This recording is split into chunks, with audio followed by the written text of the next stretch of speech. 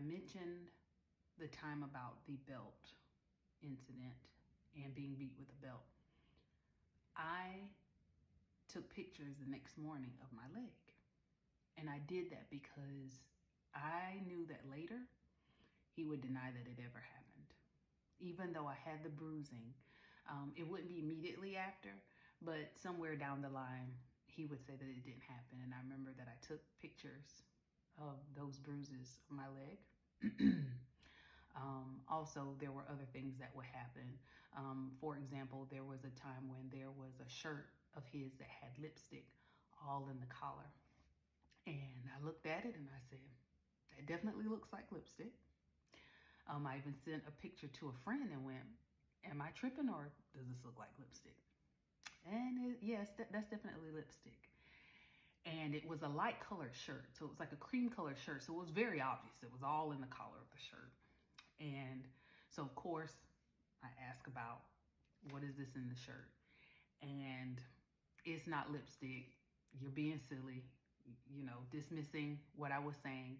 And then what I did was, you know, left the shirt where it was. And I went ahead and took a picture before I put that shirt back because I had a feeling it would disappear. And it did. Later, that shirt was never to be seen again. So things like that would happen. Things would disappear, or there would be things that he would admit to. So for example, if he admitted that he cheated, then he would admit it.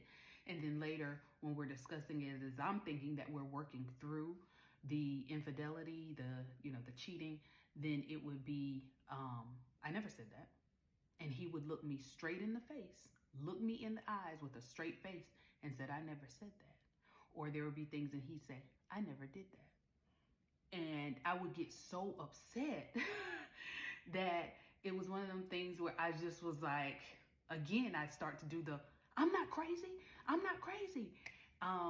Because eventually you start to feel crazy. People do that to you enough. And a way that I like to describe it is someone that you love and trust. So if you know me and you trust me, and I'm over your house and I'm a friend of yours, you know, you trust me, and you set your keys down on the table and then I move them. And then later when you come back to get your keys and you go, where are my keys? And I say, oh, you didn't put them there. You put them on the counter. I say it with a straight face. I say it like, why would you not trust me? So the little things are little like that. When it starts to happen, it's just slowly little things to where you'll dismiss it. So if you trust me, you're probably gonna think, I really thought I put them on the table, but I trust that what you say is that I didn't, so I trust you, so maybe I'm tripping. Because sometimes we make mistakes, so maybe I'm tripping. So sometimes that happens. You start to think, oh, well, okay, and you don't think anything of it. But that just keeps happening, and the things get bigger and bigger to where you literally could have an altercation and then they'd say that never happened.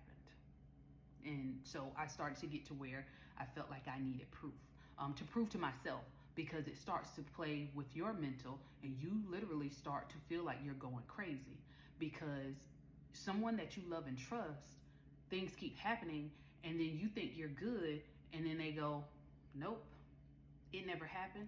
It really starts to get to you mentally.